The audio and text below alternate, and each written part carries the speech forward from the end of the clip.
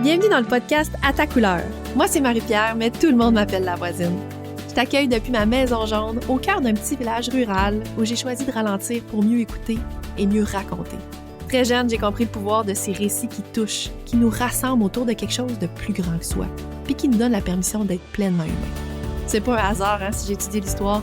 À l'époque, je pensais observer le passé, mais je me préparais surtout à ce que je fais aujourd'hui. Aider les entrepreneurs à fouiller dans leur propre histoire pour y trouver du sens, se révéler et apprendre à se présenter à partir des pépites qu'ils portent déjà en eux. C'est ça le storytelling introspectif, un pont entre la connaissance de soi et la communication.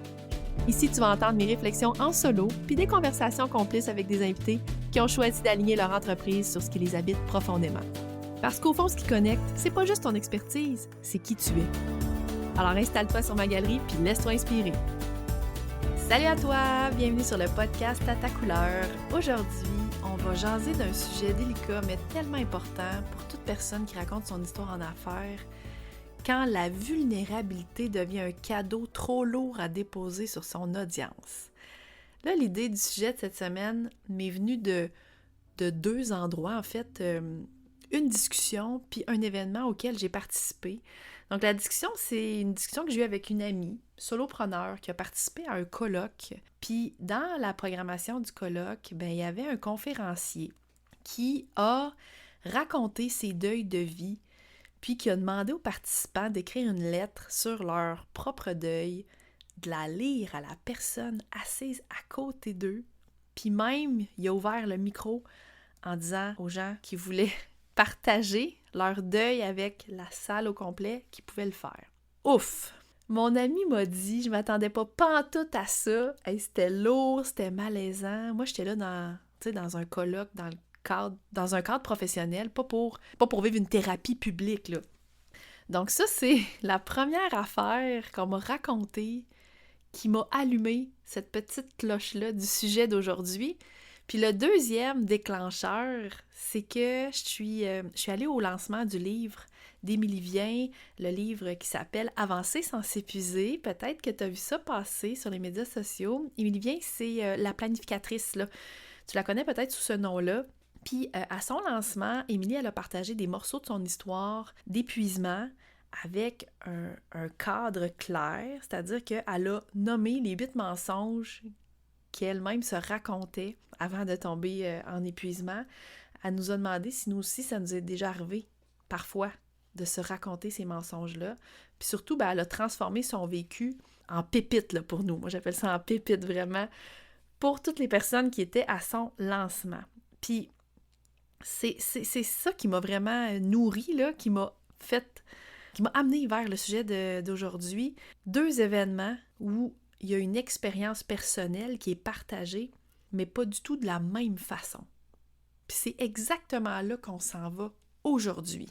Parce que dans l'histoire du colloque que je t'ai raconté, il y a eu une consigne que j'appelle émotionnelle qu'on a imposée, c'est-à-dire qu'on a demandé à l'audience d'écrire une lettre de deuil, de lire aux voisins. On a ensuite ouvert le micro pour partager potentiellement ça à tout le monde. Il n'y avait pas eu de préparation psychologique, pas de consentement à ça. Mon amie, elle me racontait qu'elle ne s'attendait pas à ça, là. Elle ne savait pas que c'est vers ça qu'il s'en allait. Puis surtout dans un contexte de colloque professionnel. Wow! On est dans une charge un peu différente. On est dans un contexte on s'entend, on n'est pas dans un contexte thérapeutique. C'est un colloque sur un sujet complètement à côté et bien loin des deuils. Fait que dans le cadre du colloque, le conférencier, c'est quelqu'un qui est quand même assez connu, là, puis respecté au Québec. Je ne vais pas le nommer, bien évidemment. C'est un homme qui, depuis longtemps, il a fait vraiment la paix avec ses différents deuils. C'est quelqu'un qui parle avec beaucoup de sagesse. C'est quelqu'un qui a l'habitude d'être invité assurément dans des retraites de développement personnel, spirituel, dans des contextes où les participants là, qui s'inscrivent à ces événements-là, ils savent d'avance qu'ils vont plonger dans des réflexions plus profonde, plus introspective, puis que ça va être émotionnellement chargé. Mais cette fois-là, dans le colloque, le décor était vraiment différent. On n'était pas dans une retraite, un événement qui rassemblait des gens venus échanger sur des enjeux complètement différents. Bref, c'était un espace où la tête était au travail, au réseautage. Puis c'est là que la bascule s'est faite. Le conférencier il a repris sûrement, j'imagine en tout cas, une formule qui fonctionne assurément très bien dans ses contextes habituels, c'est-à-dire les retraites spirituelles de développement personnel, mais qui ne se prêtaient pas à celui-ci. Fait qu'il a invité des participants à écrire une lettre, un exercice qui est puissant quand même, là, mais qui demande, je pense, une préparation émotionnelle puis un cadre beaucoup plus sécurisant. Puis je pense que c'était des éléments qui ne semblaient pas être en place à ce moment-là. Donc, le malaise, il venait pas du fait que, tu sais, que le conférencier il ait partagé des épisodes de vie, ses deuils avec vulnérabilité. Puis le malaise n'est pas venu non plus de la valeur du message. C'est pas là où je m'en vais, mais c'était vraiment, je pense, entre l'écart de l'intention et du contexte. Donc, un espace qui n'était pas prêt à accueillir cette intensité émotionnelle-là. Parce que les participants n'avaient pas donné leur consentement là, à ce type d'expérience-là. Ils se sont comme un peu fait prendre au jeu, là, si on veut. Ils se sont retrouvés, sans l'avoir choisi, à vivre, à révéler des choses très personnelles. Puis le résultat de ce que mon ami me racontait, c'est que la salle s'est transformée sans le vouloir en un lieu de confidence, de décharge émotionnelle. Puis ça, c'est pas parce que quelqu'un a mal agi, mais parce que le cadre n'était pas adapté à la profondeur de ce qui se vivait. Puis là, c'est souvent ça, la nuance qu'on oublie en storytelling. C'est pas le fait de raconter quelque chose de sensible qui pose problème, c'est de le faire dans un espace qui n'a pas la capacité d'accueil nécessaire. Même dans une histoire qui est parfaitement digérée, parfaitement livrée avec les meilleures intentions du monde, même ces histoires-là peuvent créer de l'inconfort si le format, le moment ou le public sont pas alignés. C'est de ça qu'on va parler aujourd'hui. La différence majeure est là, dans le contexte, dans le consentement, puis dans la fonction de l'histoire. Dans un cas, le partage atteint son but parce qu'il est contenu dans un cadre clair. Dans l'autre, ça déborde. Puis c'est pas par maladresse, mais c'est parce que le contenant n'était pas fait pour ça. Puis ça, c'est tellement la responsabilité, je dirais, de l'hôte narratif, c'est-à-dire de la personne qui raconte l'histoire, de savoir mesurer la profondeur de son histoire à la solidité du cadre dans lequel il la dépose. Parce qu'il faut s'assurer que l'histoire, elle ne va pas prendre plus de place que ce que le public peut recevoir. Tu comprends la nuance ici? Il y a toujours des contextes, des formats pour chacune des histoires, mais il faut le comprendre ça, parce que c'est pas n'importe quelle histoire qui va aller se mettre dans n'importe quel format puis dans n'importe quel contexte aussi. Parce qu'au lancement d'Émilie, c'était l'inverse, là. L'intention de la soirée, c'était de lancer son livre, Avancer sans s'épuiser. Il y avait une grande mise en sens parce qu'elle a transformé son récit, son histoire en repères concrets, là, les 8 mensonges qu'elle se disait avant de tomber en épuisement. Le rôle était clair, elle n'a pas demandé aux gens qui étaient présents de porter son histoire, on ne nous a pas demandé d'écrire de lettres ou peu importe quoi, on ne nous a pas imposé rien. Puis surtout, le format du livre, OK?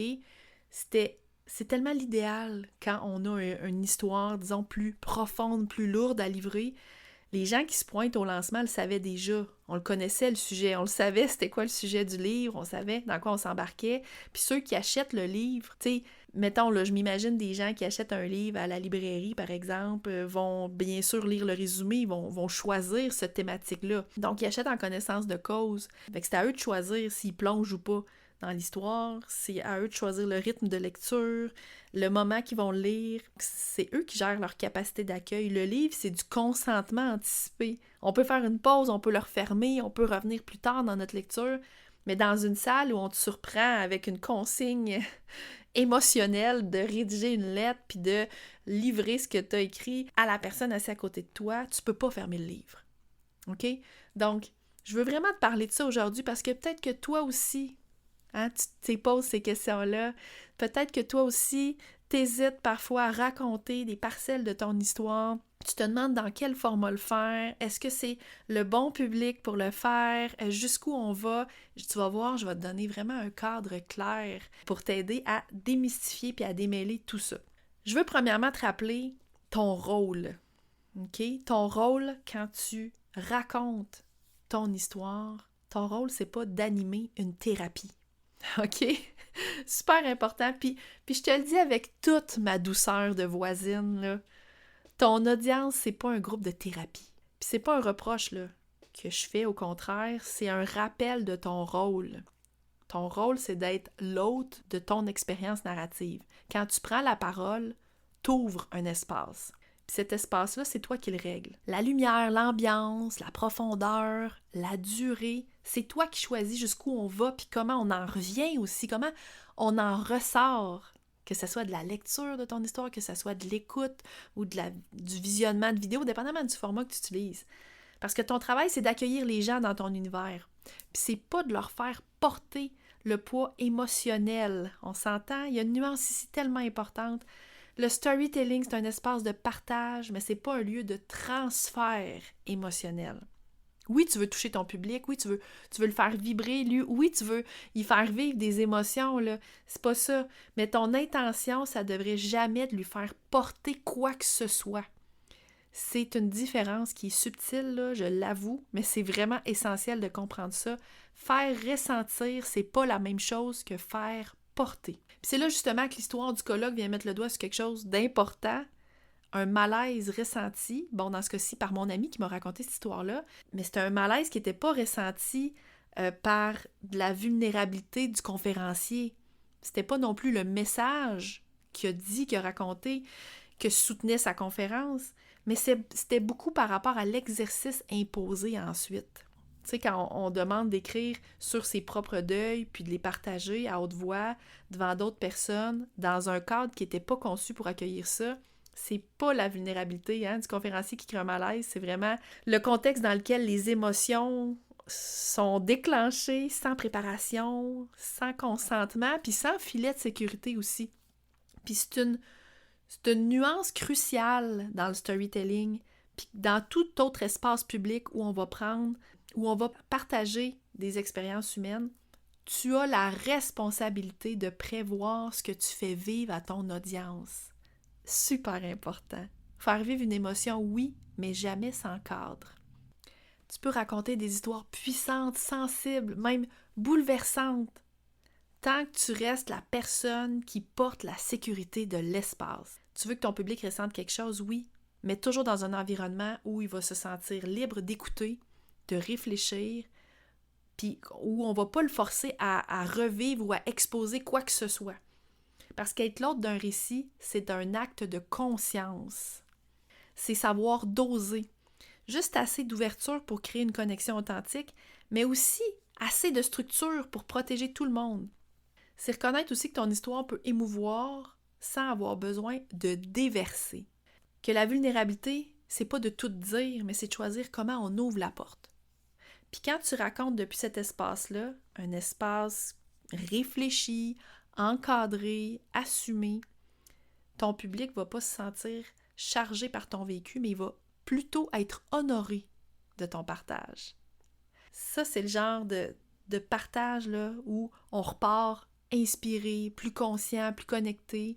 On se sent pas vidé de notre énergie, on se sent pas mal à l'aise. C'est ça pour moi, le cœur du storytelling responsable, c'est de créer du lien, mais pas un poids. Puis c'est exactement ça que j'applique dans mes accompagnements puis dans mes petits produits. Avant même qu'on commence, je vais préparer l'espace avec intention. Je vais mettre la table pour que la personne sache exactement dans quoi elle s'embarque. Le ton, les limites, la profondeur dans laquelle on va descendre.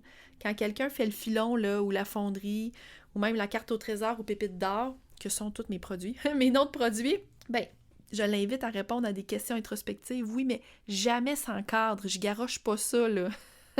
OK? Chaque consigne est pensée pour guider la réflexion sans trop bousculer la personne pour qu'elle puisse creuser ses réponses en sécurité à son rythme. C'est un peu comme si j'ouvrais la lumière d'une pièce, là, tu sais, tout doucement, plutôt que d'allumer tous les néons d'un coup. Pouf!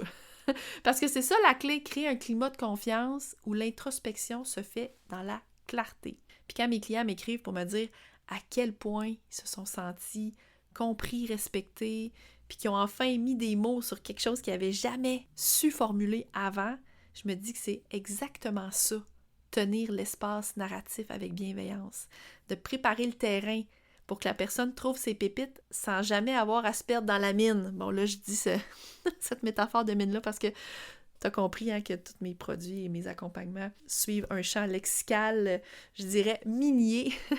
Donc, voilà. Quand tu te racontes depuis cet espace-là, ton public va pas se sentir chargé, OK, par ton vécu, mais il va se sentir honoré de ton partage. Il repart inspiré, plus conscient, plus connecté, puis pas mal à l'aise surtout. On veut pas faire sentir les gens mal à l'aise, hein? C'est tellement important. Moi, je souhaite que jamais personne se sente mal après avoir fait mes petits produits ou après un accompagnement avec la voisine ou après être sorti d'une conférence de la voisine. Non, au contraire, je veux qu'on se sente honoré, inspiré, connecté.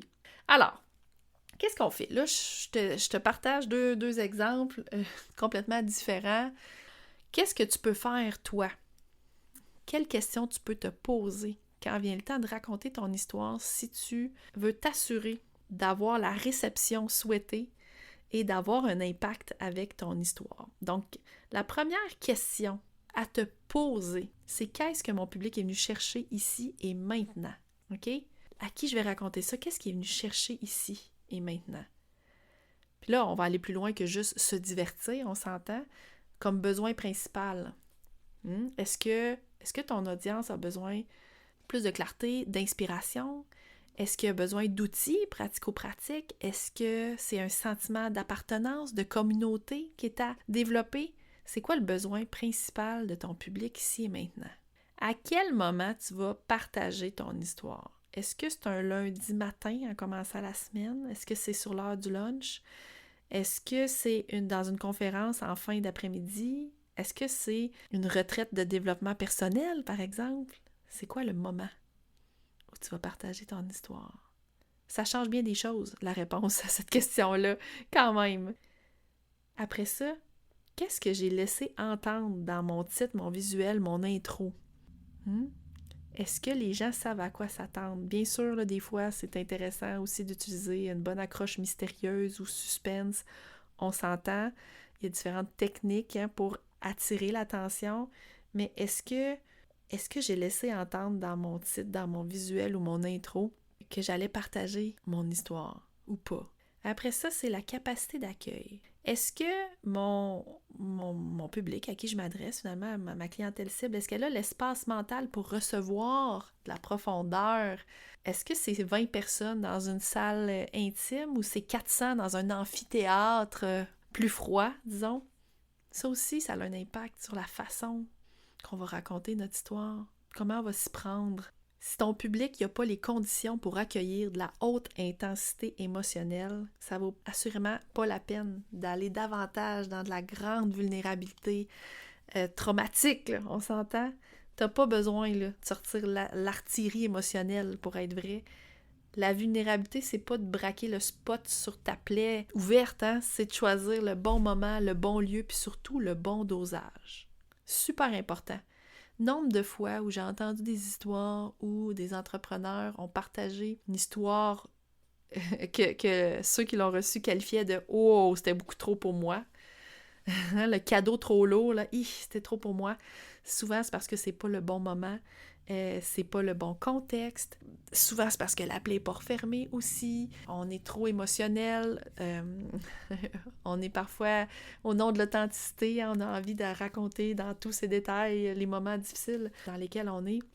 Mais c'est super important de choisir le bon moment, le bon lieu, puis le bon dosage pour que notre message porte et impacte. Parce que l'idée ici, c'est pas juste de raconter son histoire pour raconter son histoire. C'est pas pour c'est pas pour vomir ses émotions. C'est vraiment pas peut-être les bons mots ou la bonne expression, mais je voulais dire ventiler, c'est ça. Ventiler, hein? Le but, c'est pas de ventiler son histoire. Fait que, bon, avant d'aller plus loin, je vais te partager mon petit outil maison que j'utilise pour... Ça peut être pour mes publications, pour mes infolettes, pour n'importe quel canal de communication dans lequel je veux partager mon histoire, mais aussi pour des conférences, pour peu importe des moments de réseautage. C'est le test API. Je l'appelle comme ça, le test API. 3 lettres, 3 questions simples, mais qui peuvent vraiment tout changer. Donc, tu as compris, c'est comme une espèce d'acrostiche. Fait que le A, c'est pour alignement.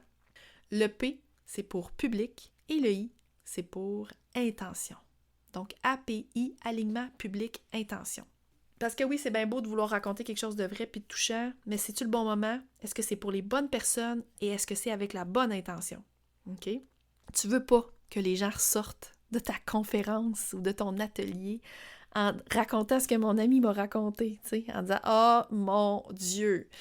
J'étais tellement pas bien, j'étais tellement mal à l'aise. » C'est pas ça que tu veux que les gens retiennent. C'est pas ça. C'est plate, mais le message du conférencier, je suis persuadée que c'était pas ça qu'il voulait que les gens repartent avec. Hein, il avait envie sûrement d'impacter puis de faire réfléchir les gens, mais au final, ce qui s'est passé, en tout cas du moins pour mon ami, c'est peut-être pas le cas de toutes les personnes qui étaient présentes là, mais quand même, c'est ça. Je veux pas que ça t'arrive, je veux surtout pas que ça t'arrive. Donc, t'aider à comprendre comment on applique ça, ce petit test API-là. Ce que je vais faire, là, j'ai envie de me prêter au jeu, dans le sens où je vais te montrer comment moi je m'en sers en ce moment même, parce que oui, je suis en train de préparer une conférence que je vais offrir le 6 novembre prochain devant une centaine de femmes entrepreneurs à la soirée de réseautage Black and White à Québec. Donc, je vais passer comme mon propre projet, là, c'est-à-dire la conférence que je vais donner qui est encore en construction, dans le test API. Comme ça, tu vas voir comment ajuster, toi, tes propres projets, comment t'en servir de ce test API-là, OK? Pour respecter ton audience puis respecter ton histoire aussi. OK? Donc, bien sûr, tu auras compris que la conférence, c'est une conférence où est-ce que je vais partager une parcelle de mon histoire, évidemment, comme je sais si bien le faire. Donc, le petit outil pratique, le test API, je te dirais qu'avant de publier, avant de prendre le micro ou de, peu importe, lancer un live, avant de créer n'importe quel contenu dans lequel tu partages ton histoire avec vulnérabilité, passe ton récit dans l'API. Donc, premièrement, l'alignement. OK? L'alignement avec ta marque et avec le moment. Première affaire. Avec ta marque, la question à se poser, c'est est-ce que c'est cohérent avec mes valeurs, mon positionnement et mon univers? OK? Super important. Ça, c'est quelque chose qu'avec La Voisine, on travaille beaucoup, beaucoup avec mes clients. C'est-à-dire que c'est sûr qu'il faut que l'histoire à raconter, elle va soutenir tes valeurs. Elle va soutenir ton positionnement et ton univers. Sinon, ça vaut pas la peine. Ça servira pas. Donc, est-ce que moi, la conférence que je suis en train de créer, là, elle est alignée avec mes valeurs, mon positionnement, puis l'univers de La Voisine? Et à ça, je réponds oui, 1000 fois oui. Et là, je te révèle un peu le sujet, sans te donner toutes les cues, là, bien sûr. Le sujet, ça va être, en trame de fond, l'audace d'assumer sa vraie couleur. Au propre comme au figuré, c'est le reflet exact de la posture que je défends dans toutes mes offres, dans le fond. Puis ça va parler de mes cheveux, mais c'est pas une histoire de cheveux, en fait, parce que quand j'ai arrêté de me teindre les cheveux il y a 3 ans, c'est pas juste mon look qui a changé, c'est ma relation au regard des autres. C'est ma façon de me présenter. C'est mon niveau de paix intérieur avec ce que je dégage. Même quand ça ne respecte pas les codes, on va dire, attendus. Je pourrais dire ça comme ça. Puis ça touche directement à l'image de marque, à l'authenticité. Bref, au storytelling, tout ce que j'enseigne puis ce que j'incarne. Fait que non, c'est pas une conférence où est-ce que je suis pas là pour parler capillaire, là, on s'entend. Quoique, ça va être un élément visuel de la conférence, évidemment. Je vais m'en servir pour ça, comme métaphore, en fait. Mais je vais être là pour parler de ce que ça symbolise. La permission, le courage, l'alignement entre ce qu'on montre et ce qu'on est vraiment. Fait qu'est-ce que c'est aligné tout à fait avec mes valeurs, mon positionnement et l'univers de La Voisine? Absolument. OK, ça, c'est la première question à se poser dans le A. Bon, l'alignement. La deuxième, c'est le moment. Est-ce que c'est le bon timing? OK? Est-ce que là, je partage mon histoire, genre 24 heures après que l'événement ait eu lieu, là? Est-ce que je suis encore en réaction? Est-ce que je suis encore émotive? Est-ce que la cicatrice est refermée? Hein? C'est pas une plaie ouverte? Bonne question à se poser, ça, quand même. Puis pour moi, si je me prête au jeu, oui, c'est le bon moment. Parce que, premièrement, ça fait 3 ans que je suis dans le processus. Ça veut dire que c'est en août 2022. Oui, c'est ça, c'est en août 2022 que j'ai pris la décision d'arrêter de me teindre les cheveux. Puis le 2 octobre dernier, j'étais allée me faire couper les dernières pointes là, qui me restait un petit peu de teinture brune. J'ai vu ça comme un petit rite de passage, comme une étape très concrète dans le processus qui continue d'évoluer, je dois le dire. C'est pas terminé là, parce que j'ai la crinière argentée au complet. Non, ça continue encore d'évoluer, mais en 3 ans, j'ai quand même le recul nécessaire pour observer comment cette transformation-là m'a transformée. Oui, ça fait beaucoup de transformations dans la même phrase, hein? En fait, je voulais dire comment cette transformation-là, qu'est-ce qu'elle m'a enseigné jusqu'ici? Fait que là, je suis pas dans la réaction pantoute, mais je suis plutôt dans la conscience. J'ai pris conscience de bien des affaires au fil de ces 3 ans-là. OK? Donc, est-ce que c'est le bon timing? Est-ce que c'est le bon moment? Tout à fait, tout à fait. J'ai de précieuses leçons et apprentissages à partager de ce processus-là. Ouais. Et finalement, toujours dans alignement, le format. Est-ce que le canal est parfait pour ça? OK? Est-ce que, par exemple, tu vas faire une story de 15 secondes versus une infolettre plus longue? Est-ce que tu vas donner une conférence? T'sais? Est-ce que le canal est fait pour le message, l'histoire que tu as à livrer? Super important. C'est pas toutes les histoires qui se mettent en conférence versus ça va être l'objet d'une story de 30, 15 secondes, 1 minute. Hein? C'est différent. Il faut y penser à ça aussi. Puis dans mon cas, moi, c'est une conférence de 20 minutes. Donc oui, absolument, je pense que le format conférence de 20 minutes il est parfait pour ce que j'ai à partager. C'est assez long pour créer de la connexion, mais c'est assez court pour garder, je pense, l'énergie vivante puis soutenue du début à la fin. Moi, je veux que tout le monde, là, soit sur le bout de leur siège puis m'écoute avec attention. Donc, c'est ça le A. Premièrement, je récapitule. Est-ce que c'est cohérent avec mes valeurs, mon positionnement, mon univers? Est-ce que c'est le bon timing? Et est-ce que c'est le bon canal pour ça? T'as le feu vert si ton message renforce ton identité puis qui est cohérent avec tout ça. Le feu rouge s'active si tu essayes surtout de te soulager. Okay? Qu'est-ce que je veux dire par te soulager? Mais c'est-à-dire que c'est là où est-ce qu'il y a un transfert ou une décharge émotionnelle où tu as besoin de ventiler, on s'entend? Dans ce cas-là, là, si c'est le cas, si c'est pas encore, là tu me vois pas faire, mais je mets comme des guillemets avec mes doigts, là, si c'est pas encore guéri, tu sais, ben je t'invite à peut-être l'écrire pour toi, mais à pas le publier nécessairement, OK? Voilà. Voilà pour le A. On passe maintenant au P. Le P, c'est le public. Premièrement, le contexte. Dans quel contexte tu vas livrer ton histoire?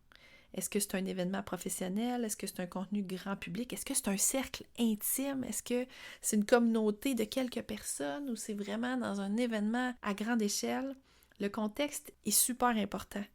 On livre pas des histoires traumatiques dans un événement professionnel sans préparer. On s'entend? Dans tous les cas, il faut toujours bien préparer son public de toute façon, là. Mais tu comprends, la ligne ici est importante. Puis dans mon cas à moi, de la conférence de 20 minutes, le contexte, c'est une soirée de réseautage festive, là, très lumineuse, avec une centaine de femmes entrepreneurs qui vont se réunir pour célébrer, pour connecter, pour s'inspirer. On n'est pas dans un cercle intime, on n'est pas non plus dans une retraite de développement personnel. On est vraiment dans une ambiance énergique où les gens veulent de la profondeur, oui, mais sans ressortir du réseautage très, très shaké. Mon rôle, c'est de garder la profondeur accessible quand même de l'histoire que je vais donner. Okay? Je ne veux pas alourdir l'atmosphère qui se veut festive dans le réseautage. Donc, le contexte, c'est important d'y penser. Deuxième chose dans le P, c'est le consentement. Le consentement, est-ce que j'ai averti? Est-ce que dans mon titre clair, c'est clair? Est-ce que dans la description, dans ce cas-ci, de ma conférence, mais est-ce que si toi tu donnes un atelier, si... Peu importe, est-ce que on peut avoir un indice, OK, dans ton contenu que tu t'apprêtes à nous livrer quelque chose de puissant? Dans mon cas à moi, je vais m'assurer que les participantes savent dans quoi elles s'embarquent. Dès le début, là, je vais annoncer, c'est sûr, la couleur de ma conférence, bien évidemment. Puis là, tu sais, il faut que tu saches qu'il y a déjà eu un live qui a été fait, où est-ce qu'on a vraiment tout mis la table. Joanie Robert, qui est la fondatrice de cet événement-là. Donc, on en a parlé. Ça va être quoi le titre de la conférence? De quoi je vais parler? Donc, vraiment, on a mis la table. Il va y avoir, c'est ça, une description aussi dans son contenu de promotionnel de l'événement. Bref, donc, dans le contenu qui entoure cette conférence-là, dans mon cas à moi, je m'assure qu'elles savent très bien de quoi on va parler. Tu sais, moi, je m'attends à monter sur scène puis à dire quelque chose comme « Hey, ce soir, on va parler d'alignement, de permission, d'authenticité à travers une histoire très personnelle que je vais vous raconter. » Puis vous n'avez rien à faire, vous n'avez rien à partager. Vous pouvez juste écouter, laisser résonner ce qui fait du sens pour vous. Donc, je vais vraiment avertir qu'il n'y a pas d'exercice là, spécial surprise, il n'y a pas personne qui va monter sur scène ce soir. Donc, je vais nommer le cadre, je vais l'instaurer. Il n'y aura pas de témoignage public, il n'y aura pas... tu sais, je ne m'attends pas à ce que les gens viennent se livrer, là. Moi, ce que je vais faire, c'est proposer, bien sûr, une courte introspection quand même à travers ce 20 minutes-là, qui est optionnelle, qui est silencieuse. Les filles sont pas obligées d'entrer là-dedans si elles ne le veulent pas, là. Elles peuvent juste tout simplement rester bras croisés si ça les intéresse pas, tu sais. Puis je tiens à ce que chacune des participantes se sente libre, vraiment, de rester à l'écoute, de se sentir interpellée si ce que je dis, ça les interpelle. Ils n'ont pas besoin de livrer quoi que ce soit d'elles-mêmes. Après ça, la sortie de secours. C'est quoi la sortie de secours? Je t'explique. Est-ce que tu as des ressources à proposer, OK, suite à ton partage? C'est pas toujours nécessaire. On peut voir la sortie de secours un peu comme un appel à l'action, OK? En marketing, on va souvent dire c'est quoi l'appel à l'action suite à ton partage. Mais ça se peut que si tu as partagé une histoire plus lourde, ben tu sais, je t'invite à proposer des ressources, tu sais, par exemple, des lignes d'aide, peut-être des suggestions de notes à prendre. Il y en a qui font du journaling, tu sais, de prendre une pause parfois. Tu sais, je pense, par exemple, moi, ça m'est déjà arrivé de faire une publication à tous les 10 septembre de chaque année. Je fais toujours un post en lien avec le suicide parce que c'est la journée internationale, je vais dire contre le suicide. En tout cas, je sais pas si on dit journée internationale du suicide, mais bref, on veut plus que ça arrive. Puis, tu sais, je fais juste faire un petit clin d'œil d'amour à mon amie qui s'est enlevé la vie quand j'étais adolescente, sans aller dans le détail, sans dire plus que ça. C'est juste pour dire je suis touchée personnellement par la question du suicide. Puis, bien sûr qu'à la fin de mon post, c'est toujours le numéro de téléphone, la ligne d'aide, s'il y a des gens qui ont besoin de parler, qui ont besoin d'écoute, tu sais. C'est un exemple que je donne. Tu sais, des fois, quand on aborde des sujets lourds comme ça, ben ça peut être intéressant d'avoir une sortie de secours à proposer. Bon, je nomme ça une sortie de secours, mais une ressource à proposer, bien évidemment. Puis tu sais, ça se peut là, que ça soit pas une thématique super lourde, là, hyper vulnérable. Tu sais, ça se peut que t'aies pas vécu des grands bouleversements, puis c'est bien correct, là, c'est pas du tout obligatoire, là, pas du tout. Mais si jamais c'est le cas, assure-toi d'avoir une sortie de secours. Puis tu vois, moi, mes sorties de secours, c'est très léger, là, je vais pas dans rien de super deep, là, lors de ma conférence, donc je vais proposer des questions introspectives très légères, du genre... Réponds à ces deux questions-ci. Exemple, quelle facette de moi j'ai envie d'assumer davantage dans les prochains mois? Quel petit geste visible pourrait traduire cet alignement-là? Tu sais, quelque chose de très léger, là. On part pas dans un questionnaire, rien de lourd. Donc moi, ça va être des petites questions introspectives ici et là que je vais comme lancer à travers ma conférence aux filles qui vont être présentes. Donc ça va être une continuité de ma conférence j'espère, sans aucun inconfort émotionnel. Et finalement, dans le P, dernière question, c'est la question de la logistique. Quand on ouvre la porte à quelque chose, il faut la refermer après. OK? La refermer, c'est-à-dire, on peut refermer, par exemple, avec une séance de questions-réponses. On peut refermer par une respiration guidée, tu sais, par exemple, dépendamment des contextes. Ça dépend aussi quel format tu utilises, là, bien évidemment, dans le cadre d'une conférence, d'un atelier, où est-ce qu'on partage notre histoire. Tu sais, on ouvre une porte, mais comment on va la refermer? Je t'explique, je te donne un exemple. Avec ma conférence, c'est moi qui vais l'ouvrir, bien sûr. Donc, c'est moi qui va planter le décor tout de suite, là. Tu sais, je pourrais dire quelque chose du genre « Hey, ce soir, je vous parle pas de mes cheveux argentés, je vous parle de permission. » d'un choix visible qui m'a ramené à quelque chose d'invisible mais essentiel. Puis c'est moi qui va refermer. C'est moi qui va refermer la conférence. C'est moi qui va fermer cette histoire-là, qui va boucler la boucle. Bon, je pourrais dire quelque chose du genre « Hey, respirez un bon coup. Les filles, on relève la tête. Allez reconnecter avec cette femme alignée qui vous habite déjà. Wouh! » Tu sais, on est comme dans quelque chose de puissant. Mais on la referme, la porte. OK? Donc, je vais refermer l'espace émotionnel avant de rediriger l'énergie là, de la soirée vers les festivités et puis le réseautage, on s'entend? Donc, dans le P, j'ai le feu vert si je sens que je protège le public. OK? Puis j'ai le feu rouge si je sens que j'expose mon histoire sans filet de sécurité. Si c'est le cas, il va falloir que je restructure, OK, ma façon de présenter puis de livrer mon message, mon histoire. Donc, je récapitule, dans le P, on a le contexte. C'est dans quel contexte est-ce que j'ai le consentement de mon audience? Est-ce que j'ai averti? OK? Pour public averti seulement, là, est-ce que j'ai averti? Est-ce que j'ai une sortie de secours? Est-ce qu'il y a des ressources que je pourrais proposer? Est-ce que j'ai un appel à l'action? OK? Tout simplement aussi, ça peut être ça, dépendamment de l'intensité de l'histoire et finalement la logistique. Si j'ouvre quelque chose, c'est qui va refermer? Comment je vais refermer l'espace émotionnel, OK, avant de rediriger l'énergie vers d'autres lieux. Et là, finalement, l'intention, le « i ». À quoi ça sert à l'autre? Donc, le bénéfice, est-ce qu'il est clair? Premièrement, qu'est-ce que la personne pourra faire, comprendre, ressentir de plus après avoir lu mon contenu, avoir écouté mon contenu, avoir assisté à ma conférence, par exemple? C'est quoi le bénéfice? Moi, mon bénéfice, mon intention avec cette conférence-là, c'est pas juste de raconter une anecdote personnelle pour le plaisir de me raconter, c'est de créer un miroir pour celles qui, peut-être comme moi, ont eu ou ont encore une couche à laisser tomber. C'est comme une tension intérieure à relâcher. Puis en partageant ce que ça m'a fait, moi, de laisser mes chevaux naturels, je veux semer chez elles une envie de s'approcher encore plus d'elles-mêmes. Pas pour mieux performer, pas pour briller plus, mais pour respirer un peu mieux dans leur posture d'entrepreneur. Puis ça là, ça peut vraiment transformer tellement d'affaires. Tellement d'affaires. Fait que le bénéfice, il est clair pour moi. Est-ce que je les mets dans l'action? Est-ce que je leur propose un exercice, une question? C'est quoi l'action que je vais leur proposer? Moi, dans mon cas, dans ma conférence, je veux pas que les femmes dans la salle repartent avec la pression de tout changer leur vie au complet.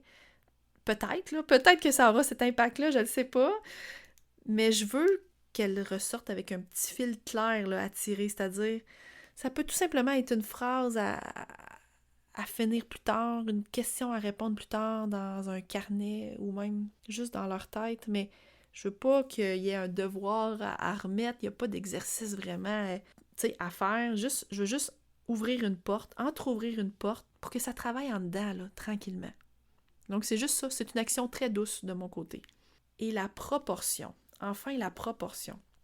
Est-ce que le poids de mon histoire est proportionnel au bénéfice? Si c'est très lourd, mon histoire, OK?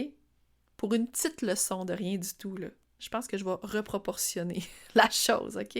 Je pense que ça serait peut-être bon de couper à certains moments dans mon histoire.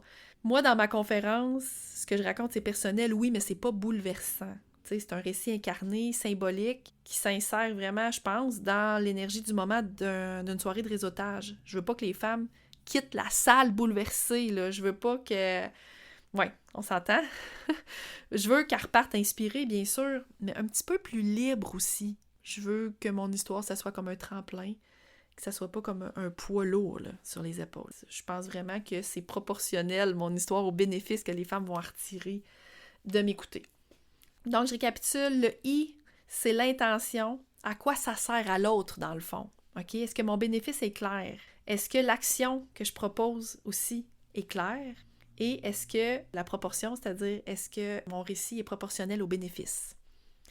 Toutes plein de questions à se poser qui valent la peine de prendre ce temps-là pour être sûr que notre histoire impacte les autres, hein, l'audience cible qu'on veut toucher, bien sûr, avec cette histoire-là, dans le bon contexte, au bon moment, avec le bon public. Puis la règle d'or, c'est que tant que je sais pas pourquoi je partage mon histoire, ouais, c'est quoi ton intention avec ton histoire?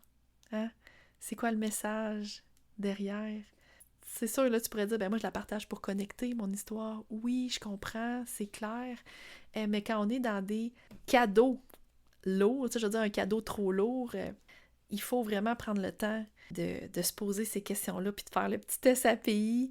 On n'est pas là, je parle pas d'une petite anecdote en story de t'as échappé ton café à terre, puis tu sais, on s'entend, là, on n'est pas, c'est pas de ce genre d'histoire, d'anecdote-là là, dont je parle. Je parle vraiment de qu'on vient raconter des bouleversements, des deuils en grande vulnérabilité, qu'on a, tu sais, qu'il y a de l'émotion assez chargée à travers notre histoire. C'est là où est-ce que je recommande davantage de se poser ces questions-là pour être sûr d'impacter puis de faire ressortir les gens avec l'action souhaitée puis le bénéfice souhaité aussi de notre histoire. Et là, j'ai une petite échelle de 1 à 5 à te présenter aussi pour terminer, pour t'aider à doser, OK, ton échelle émotionnelle, t'aider à comprendre, OK, moi, l'histoire que je m'apprête à partager, là, est où dans cette échelle émotionnelle-là? Je t'explique. C'est de 1 à 5. Donc, le premier, on pourrait dire que c'est comme le clin d'œil. C'est un clin d'œil émotionnel, OK? Est-ce que ton histoire, c'est juste un clin d'œil? Donc, on parle d'une anecdote légère, quelque chose d'assez en surface, avec un micro-conseil, micro-leçon, quelque chose d'assez rapide. Si ton histoire est de cet ordre émotionnel-là, c'est peut-être une histoire que tu pourrais tout simplement raconter en stories, mettons, tu sais, dans un format très court, on s'entend? Par exemple. Le numéro 2, c'est une histoire personnelle, mais légère. Okay? On n'est pas dans le clin d'œil, là, on est vraiment dans une histoire personnelle légère. Donc, un petit inconfort qu'on peut raconter plus une leçon. Okay? Un petit inconfort qu'on a vécu avec une leçon qu'on en a tirée. Par exemple, ça arrive au numéro 2 et tu pourrais, par exemple, le raconter dans une infolettre, dans un épisode de podcast. C'est parfait, une histoire d'échelle 2 émotionnelle pour ce type de format-là. Le numéro 3, c'est une histoire personnelle sensible. Okay? Un sujet délicat, sans grand détail, là, sans aller en détail de ton histoire. Le personnel sensible, on va partager un outil concret, OK? Souvent, à notre audience. Donc ça, c'est parfait pour podcast, conférence, justement. Numéro 4, une histoire douloureuse, transformée. Donc une blessure passée, une grande leçon, OK, que tu veux partager. Ça, là, quand on est dans le 4 là, de l'échelle émotionnelle, là, ça nous prend un cadre plus serré. Ça va nous prendre des ressources aussi davantage. Et ça, c'est souvent une histoire qu'on va raconter dans une conférence dédiée, par exemple. OK? Ça nous prend un format beaucoup plus long. OK? C'est un exemple. Il y a plein d'autres formats longs aussi. Mais ça, c'est... On s'entend qu'on est loin du petit clin d'œil léger, là. OK? Ici. Et finalement, à l'échelle numéro 5, c'est l'événement, l'histoire traumatique, là, traumatisante, on s'entend? Ça, là, des histoires traumatisantes, on réserve ça au cadre thérapeutique, OK? Pas au marketing, pas au contenu qu'on va créer. Les grands traumatismes de vie, là, quand c'est pas encore guéri, quand t'es encore vraiment émotionnellement pris dans ton émotion, moi, je te conseille de réserver ça à des moments vraiment où est-ce que c'est bien cadré. On s'entend, on va pas aller de ça dans des petits contenus généralistes, là. On va réserver ça vraiment pour, je vais dire, je m'en allais dire des retraites de guérison thérapeutique. Bref, on est vraiment dans quelque chose de vraiment plus profond. Ouais. Donc, l'échelle de 1 à 5, je t'invite à réfléchir. L'histoire que je vais partager, est-ce que c'est un clin d'œil, une histoire personnelle, mais quand même assez légère, un sujet personnel sensible, une histoire douloureuse transformée ou une histoire traumatisante. Donc, de 1 à 5. Alors, ça peut t'aider à voir à quel endroit tu vas publier ça. C'est important, vraiment important, de faire cet exercice-là pour avoir l'impact souhaité avec son histoire. Tellement important dans un contexte entrepreneurial, quand on se raconte, on a un objectif assurément derrière. Donc, petit rappel, plus tu montes en intensité émotionnelle, plus tu montes en intensité de cette échelle-là, là, de 1 à 5 que je viens de te présenter, plus tu dois préparer ton audience. OK? Est-ce que tu t'apprêtes à lui raconter? Puis sache que tu peux aussi, bien sûr, utiliser plusieurs canaux pour une même histoire. Tu sais, là, tu peux faire un post puis en faire une conférence dédiée, mais assure-toi de bien saisir cette échelle-là, puis assure-toi de passer ce petit test API-là pour t'aider à bien doser selon le canal, le contexte, l'audience, le timing, bref. Avant qu'on se quitte, je te laisse avec 3 repères à garder près de toi chaque fois que tu vas t'apprêter à partager ton histoire. D'abord, souviens-toi que la vulnérabilité, c'est pas de l'intensité à tout prix, c'est le bon dosage au bon moment pour le bon public. À part de ça, je veux que tu te rappelles que ton histoire n'a pas à être spectaculaire pour être puissante. Ce qui touche, c'est ce qui est vrai, simple, parfois juste profondément humain. Puis finalement, garde l'API comme ta boussole, le test API. Donc, alignement, est-ce que c'est cohérent avec ma marque, mon message et le moment?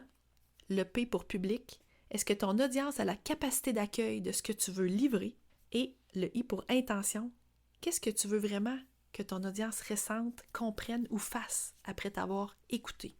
C'est quoi ton intention? Parce que raconter son histoire, c'est pas juste parler de toi, c'est créer un pont entre ton histoire et celle de l'autre. Si jamais tu veux voir comment moi je vais m'y prendre pour pour partager mon histoire lors de la conférence, justement, que je t'ai parlé du 6 novembre prochain. Ben, c'est à partir de 6h30. La conférence va être donnée à la soirée de réseautage Black and White à Québec. C'est un événement de réseautage qui n'est pas comme les autres, là. C'est vraiment une soirée très festive avec 100 femmes entrepreneuses qui veulent se sentir inspirées, alignées, qui veulent sortir de là, élevées.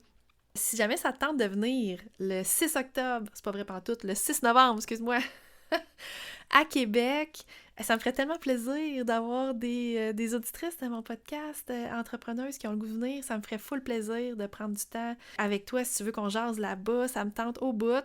Donc, tu peux utiliser mon code promo Marie-Pierre 10 si tu vas obtenir 10 $ de rabais sur ton billet. Le lien, bien sûr, pour réserver sa place est dans les notes de l'épisode.